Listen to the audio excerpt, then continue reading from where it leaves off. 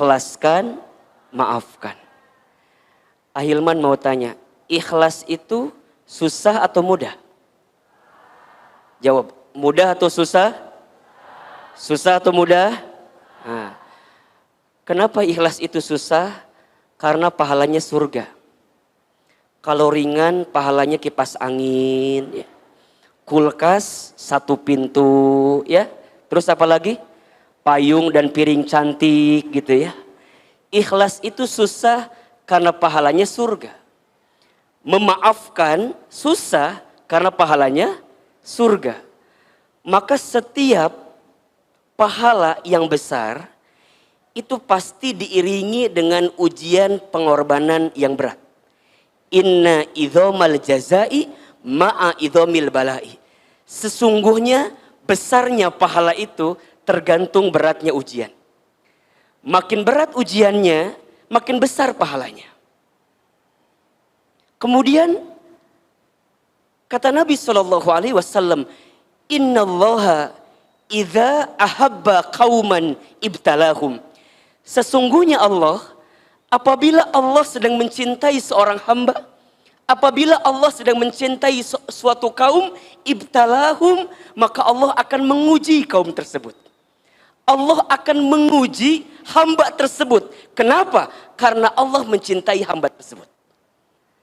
Maka sesuatu yang harus menghadirkan keikhlasan, besar ujiannya, besar pengorbanannya, karena boleh jadi di dalamnya Allah siapkan pahala besar bagi kita karena sesuatu yang menyakiti kita. Maka ini quotes yang pertama dari Ahilman ya. Nggak mau kalah sama Abah Muhajir gitu ya. Gini, pertama cara kita memandang satu persoalan ya. Cara kita memandang satu masalah. Kalau kita melihat suatu masalah itu sebagai ujian yang berat, maka kita akan capek menerima itu. Tapi kalau kita melihat masalah itu atau ujian itu sebagai bentuk pesan cinta Allah kepada kita, maka kita akan ringan menerimanya. Maka teman-teman belajar, kalau dapat masalah, dapat ujian, maka masalah ujian itu adalah pesan cintanya Allah, berkah yang tersirat, pesan cinta yang tersurat, yang Allah berikan kepada kita karena Allah merindukan kita. Itu poinnya. Ini kan Ahilman dari wajahnya hampir sama semua ya. Wajah-wajah banyak masalah kelihatannya ini. Atau wajah-wajah yang sedang diuji gitu. Ahilman ingin berikan kabar kepada teman-teman, kalau teman-teman sedang diuji, bergembiralah karena teman-teman sedang dirindukan oleh Allah Subhanahu wa taala. Jadi di antara ciri dan cara Allah merindukan seorang hamba dengan cara apa? Allah hadirkan ujian kepada hamba tersebut agar hamba tersebut ketika mendapatkan ujian itu dia jadi ingat ke Allah Subhanahu wa taala. Teman-teman nanti buka surat Al-Baqarah ayat 155 156. Abah sudah buka, saya langsung ngintip barusan di situ. Apa kata Allah? وَلَنَبْلُوَنَّكُمْ بِشَيْءٍ مِّنَ الْخَوْفِ وَالْجُوعِ وَنَقْصٍ مِّنَ الْأَمْوَالِ وَالْأَنْفُسِ وَالثَّمَرَاتِ وَبَشِّرِ الصَّابِرِينَ. Dan pasti kata Allah, kami akan menguji kamu sekalian bisyai'in, dengan sesuatu yang sedikit saja, dengan sesuatu yang kecil saja. Ini yang jarang kita kupas sebenarnya ya. Teman-teman, kita ini suka ngerasa begini, kalau lagi dapat masalah, seakan masalah-masalah itu berat ya. Padahal sebenarnya dalam pandangan Allah, masalah itu kecil. Ini rumus. Jadi kalau teman-teman dikasih masalah, ingat masalah kita kecil. Tapi nikmat yang Allah berikan besar. Jangan kebalik. Kita mah kadang-kadang sok pinter ngitung masalah dibanding ngitung nikmat. Betul nggak? Kalau dikasih nikmat kadang-kadang kita ngerasa saeutik, dikasih masalah asapang loba masalah nak. Lihat wajah saya. Kumaha kuleuh. Da loba masalah teh ya meureunnan. Emang kumaha gitu? Kadang-kadang masalah tuh nggak seberapa, tapi kita yang seringkali merasa paling besar masalahnya. Maka tolong teman-teman ya, catat baik-baik. Ya Allah, masalahku berat, iya. Tapi aku tenang karena aku punya Allah yang maha besar. Catat status yang kedua itu. Ya Allah, aku punya masalah yang berat, tapi aku tenang karena aku punya masalah yang punya Allah yang maha besar. Jadi masalah itu kecil sebenarnya. Makanya dilanjutkan apa di antara persoalannya? Satu, minal khauf, manusia diuji dengan ketakutan, wal ju'i dan kelaparan, wa naqsi minal amwal dan kekurangan harta, ya. Teman-teman kalau udah ngurusin harta pasti kurang terus, betul nggak? Ya. Sudah punya gaji 3 juta, kurang atau tidak? Kurang kalau kita lihat orang gajinya 5 juta. Dikasih gaji 5 juta, lihat orang gaji 7 juta, kurang atau tidak? Kurang. Maka kita diajarkan kalau urusan dunia jangan lihat ke atas. Kunaun cangkel. Gitu Nyeri. Urusan dunia lihat ke bawah, urusan akhirat lihat kemana? Lihat ke atas. Teman-teman kalau urusan dunia lihat ke samping, lihat ke atas capek. Tetangga beli kulkas, orang kedinginan, ayah. Tetangga beli kompor gas, orang kepanasan. Tetangga beli mobil baru, kita katabrak. Udah cicing diharapkan mobil tetangga orang. Tetangga masang parabola, orang minum Paramex. Jadi serba salah. Kalau urusan harta mah nggak ada habisnya. Betul apa enggak? Ujungna naon? Iri. Punten mohon maaf, dengki. Iri we ka batur teh. Oh, cenah. Mobil anyar, paling menang maling. Tuh. Mobil kumaha malingna. Iya. Teman-teman kadang-kadang sok julid ka batur. Nanya, si eta geus nikah padahal beungeutna teh sakumaha. Da perasaan alusan urang beungeutna teh. Nah hanya ulah julid teman-teman, ulah kitu. Eta teh tanda orang iri ka batur. Lebih baik batur jore payu dibanding orang keur mah jore teu payu deui. Jadi matakna soklah sing buru-buru nikah aminnya. Sayang nih jamaah teman hijrah nih GGM. Ganteng-ganteng mubazir. Sok sarua nih ieu ge sarua GGM. Naon Ahilman? Ganteng-ganteng muhajir. Jadi kadang-kadang ada sifat itu ya, kurang harta gitu. Terus apalagi wal anfus, kegoncangan jiwa, sehat, dikasih ujian sakit ya. Dan kadang-kadang ujian jiwa itu juga datang dari orang-orang terdekat kita. Seorang anak diuji oleh orang tuanya, orang tua diuji oleh anaknya, pasangan diuji oleh pasangannya, termasuk oleh orang-orang yang pernah dekat dengan hati kita. Yang kemudian nanti dia pergi meninggalkan kita. Di situ babnya nanti. Sampai wasamarot, ada harapan yang tak kunjung jadi kenyataan. Apa kata Allah? Kalau kalian diberikan ujian-ujian itu, maka tolong catat. Wabashir, kalian itu lagi dikasih kabar gembira sama Allah. Jadi kalau ada yang diuji dengan ketakutan, diuji dengan kelaparan, kekurangan harta, kegoncangan jiwa, dan harapan yang tak kunjung jadi kenyataan, tolong teman-teman catat, Allah sedang memberikan kabar gembira. Bagi siapa Ahilman? As-sabirin, bagi orang-orang yang sabar. Siapa orang yang sabar itu? Alladzina idza asabathum musibah qalu inna lillahi wa inna ilaihi rajiun. Orang yang sabar itu yang ketika ditimpa musibah dia hanya mengatakan semua datang dari Allah dan akan kembali kepada Allah. Semua milik Allah dan akan kembali kepada Allah. Itulah ikhlas. Jadi ikhlas itu apa Ahilman? Ikhlas itu saat kita berharap bersandar kepada Allah dalam setiap urusan kita. Maka kalau sekarang teman-teman belum ikhlas, apa jawabannya? Coba Ahilman tanya. Kalau kita belum ikhlas, berarti apa jawabannya? Kita masih berharap kepada siapa? Kepada manusia. Berarti kita masih belum berharap kepada Allah seutuhnya. Kita masih berharap kepada manusia. Teman-teman, ada orang yang pernah dekat dengan diri kita. Pernah ada di hati kita. Kemudian dia pergi meninggalkan kita. Sakit atau tidak? Di mana sakitnya? Di dieu tah. Sakit Ahilman. Kita berharap banyak, berharap besar sama dia. Tapi kemudian dia nggak sesuai ekspektasi kita. Bukan salah dia yang pergi meninggalkan kita. Salahnya kita terlalu berharap kepada dia. Catat. Status hari Rabu itu. Jangan menyalahkan orang yang pergi meninggalkan kita, jangan. Tapi salahkan kita yang terlalu berharap kepada orang itu. Sehingga ketika dia pergi meninggalkan kita, jadi sakit hati kita. Karena terlalu berharap kepada manusia yang tak pantas jadikan harapan. Seringkali Ahilman sampaikan, berharap kepada manusia itu adalah patah hati yang disengaja. Makin berharap, makin siap patah hati dalam hidup ini. Maka belajarlah untuk mengikhlaskan, kembalikan ke Allah. Ingat ya, ikhlas itu bukan tidak berharap, ikhlas itu berharap, tapi berharapnya kepada siapa? Kepada Allah. Maka apa nanti cirinya orang yang ikhlas? Dia yakin semua yang terjadi atas skenario Allah, dan kalaupun Allah mengizinkan orang itu pergi dari hati kita, karena Allah tahu orang itu bukan yang terbaik untuk kita. Allah tahu kamu itu bisa menemukan yang lebih baik daripada dia yang pergi meninggalkanmu. Pertanyaannya, saha Ahilman? Teuing. Ahilman gitu apa? Cuman yang jelas ikhlas ini adanya di sini nih. Belajar tadi kata Abah yang pertama apa? Ridho. Menerima, tarimakan, memang sudah terjadi. Teman-teman gak boleh ya bilang begini, coba dulu ya, seandainya dulu begini ya, coba kalau aku gak kenal sama dia ya, coba, enggak boleh.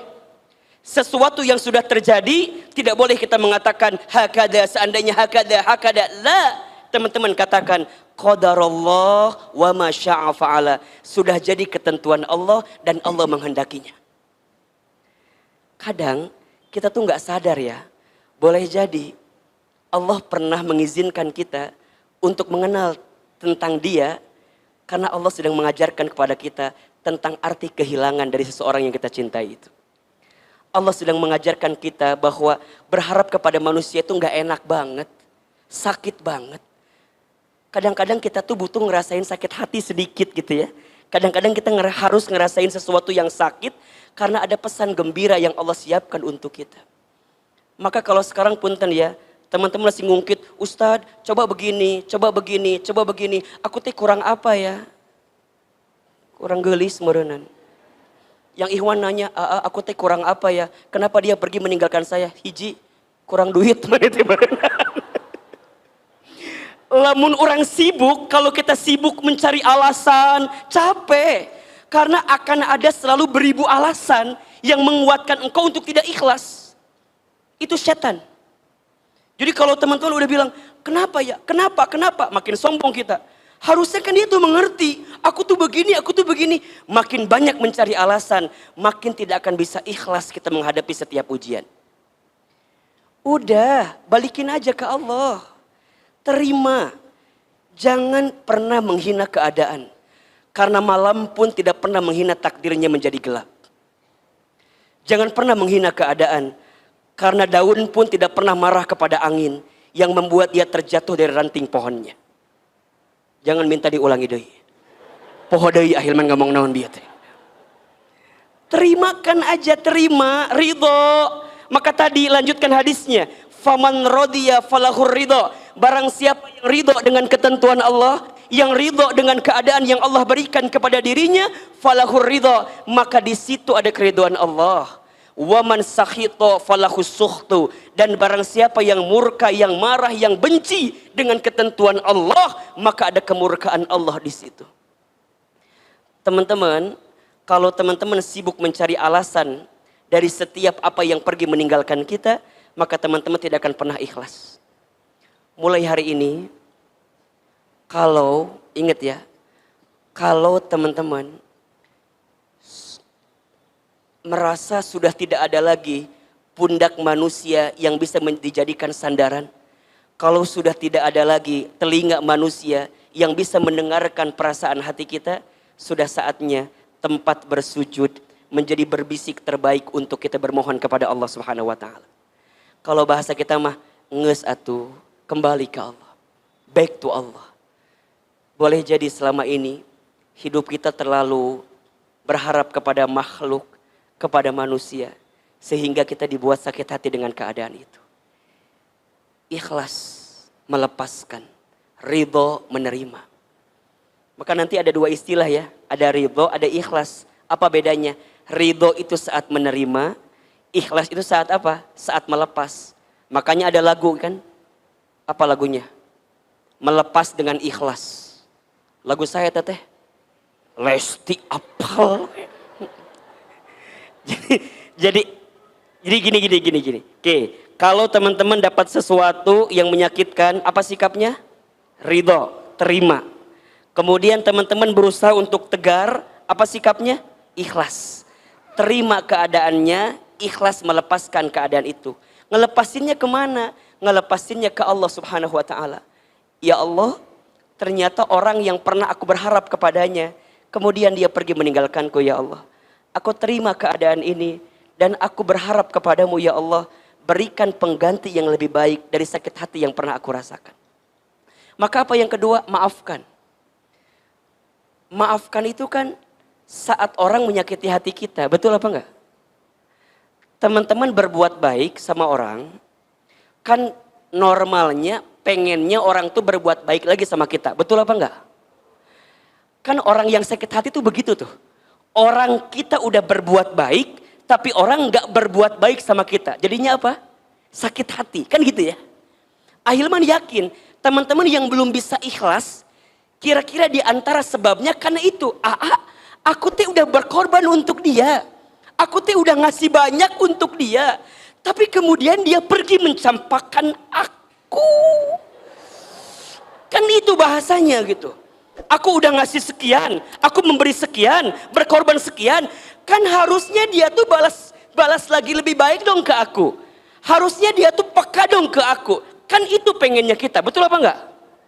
Tiba-tiba orang yang sudah kita berkorban, kemudian dia pergi ninggalin kita, kita sakit. Kenapa? Karena kita berharap kebaikan dari dia. Betul apa enggak? Maka disitulah Allah sedang siapkan pahala untuk kita. Pahalanya apa? Pahala memaafkan. Teman-teman sayang, kalau semua orang berbuat baik kepada kita, semua sama, bagaimana mungkin kita bisa mendapatkan pahala memaafkan? Justru Allah itu boleh jadi menakdirkan ada orang-orang yang menyakiti kita, ada orang yang menzalimi kita, ada orang yang mengkhianati kita, ada orang yang menggores luka di perasaan kita sengaja. Agar apa? Agar kemudian Allah titipkan pahala kepada kita. Pahala apa? Pahala memaafkan. Jadi nggak apa-apa kalau ada orang yang menyakiti kita. Nggak apa-apa kalau ada orang yang melukai perasaan kita. Karena Allah sedang menyiapkan pahala untuk kita. Apa pahalanya? Pahala memaafkan. Dan teman-teman tahu, ada 3 amalan yang akan membuat seorang hamba dibangunkan istana di surga. Apa di antara amalannya? Yang pertama, falyafu amman dolamaka. Maafkanlah orang yang pernah menyakitimu. Yang kedua, waliyu'ti man haramaka. Memberilah kepada orang yang tidak memberi kepadamu. Memberilah kepada orang yang tidak baik kepadamu. Dan yang ketiga, waliyasil man qata'aka. Sambungkanlah silaturahmi dengan orang yang pernah memutuskannya dengan dirimu. Maafkan orang yang pernah menyakitimu. Memberilah kepada orang yang tidak berbuat baik kepadamu. Dan sambungkan silaturahmi dengan orang yang pernah memutuskannya dengan dirimu. Allah tidak meminta kita untuk melupakan, tapi Allah meminta kita untuk memaafkan. Ahilman, aku sulit melupakan dia. Memang susah. Makin berusaha melupakan makin gak bisa. Maka apa perintahnya? Maafkan saja. Maafkan itu berarti gimana Ahilman? Kita percaya kebaikan yang kita lakukan pasti balasannya juga kebaikan. Kalau bukan dari orang itu, Allah menyiapkan pahala kebaikan untuk kita. Teman-teman jangan khawatir ya. Jangan pernah berpikir gini, aku sudah berbuat baik, tapi kok orang gak berbuat baik sama saya. Jangan pernah berpikir begitu. Karena dalam pandangan Allah, setiap kebaikan pasti balasannya adalah kebaikan. Hal jazaul ihsan illal ihsan. Tidak ada satu kebaikan pun kecuali balasannya adalah kebaikan. Famay ya'mal mithqala dzarratin khairan yarah wa may ya'mal mithqala dzarratin syarran yarah. Barang siapa yang berbuat kebaikan walaupun sebesar biji dzarrah, Allah pasti membalas kebaikan itu. Dan barang siapa yang berbuat keburukan, disembunyikan, dirahasiakan, ditutupi, walaupun sebesar biji zarah, Allah pasti membalas setiap keburukan itu. Teman-teman sayang, kalau kita udah berbuat baik sama seseorang, tapi kemudian dia tidak membalas kebaikan kita, jangan pernah putus asa. Karena Allah sedang menyiapkan pahala yang lebih baik untuk kita. Apa syaratnya? Maafkan kesalahannya. Ustadz, tapi enak di dia, kata siapa? Teman-teman, jangan mengira orang yang berbuat buruk sama kita nggak dapat balasannya. Mereka dapat balasannya, tapi bukan kita yang membalas, biarkan Allah yang membalas. Kalau orang berbuat buruk sama kita, kemudian kita berbuat buruk lagi sama orang, bedanya kita sama dia apa? Betul apa enggak? Ustadz, dia selingkuh. Emangnya aku enggak bisa? Aku juga bisa. Punten, misalnya nanti teman-teman berumah tangga ya. Pas berumah tangga misalnya pasangan kita, punten mohon maaf, menyakiti hati kita. Jangan dibalikin. Ustadz, emang pasangan saya aja yang bisa nyakitin saya juga bisa. Saya juga masih lumayan. Mana wajah aku cantik. Badannya juga bagus. Teman-teman jangan pernah berpikir, jangan pernah berpikir membalas keburukan orang kepada kita. Kalau teman-teman berpikir membalas keburukan orang sama kita, berarti kita kehilangan potensi kebaikan dari Allah Subhanahu wa taala. Ikhlaskan, maafkan. Lepaskan sesuatu yang pergi dari kita. Maafkan setiap kesalahan dia yang pernah menggores hati dan perasaan kita. Yakin Allah sedang menyiapkan yang terbaik.